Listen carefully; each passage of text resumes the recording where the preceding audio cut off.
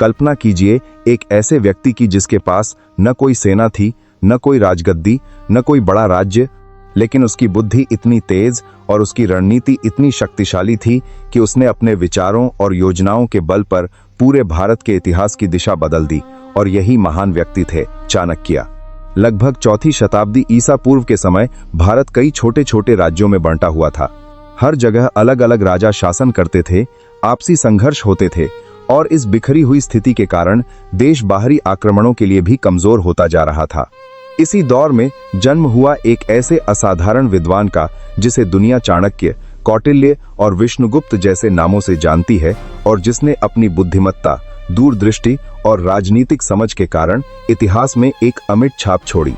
बचपन से ही चाणक्य ज्ञान के प्रति अत्यंत उत्सुक थे और उन्होंने अपनी शिक्षा के लिए उस समय के प्रसिद्ध शिक्षा केंद्र तक्षशिला यूनिवर्सिटी का रुख किया, जहां उन्होंने राजनीति, युद्ध नीति, अर्थशास्त्र और कूटनीति का गहराई से अध्ययन किया।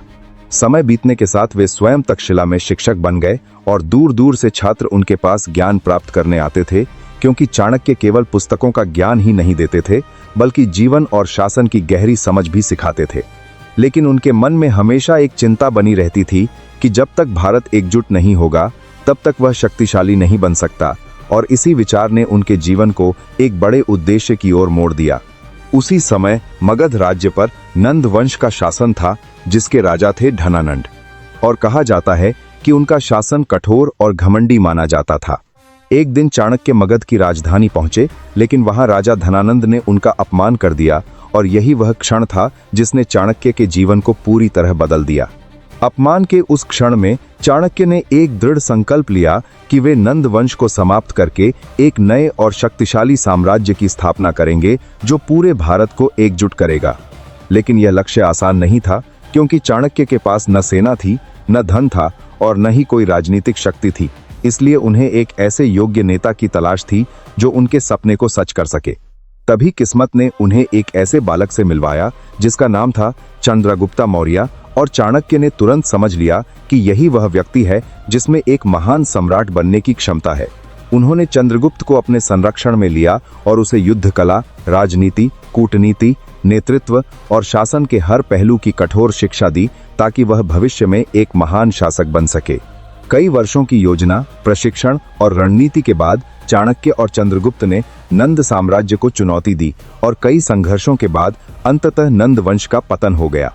इसके बाद चंद्रगुप्त मौर्य मगध के सम्राट बने और इतिहास में पहली बार एक विशाल और शक्तिशाली मौर्य साम्राज्य की स्थापना हुई। चाणक्य केवल एक गुरु ही नहीं थे, बल्कि एक महान रणनीतिकार, प्रशासक और विचारक भी थे, जिन्होंने राज्य को मजबूत बनाने के लिए कई महत्वपूर्ण नीतियां बनाई। उनकी सबसे प्रसिद्ध रचना अर्थशास्त्र है, जिसमें शासन, अर्थव्यवस्था, जासूसी व्यवस्था, कानून और राजनीति के गहरे सिद्धांत बताए गए हैं।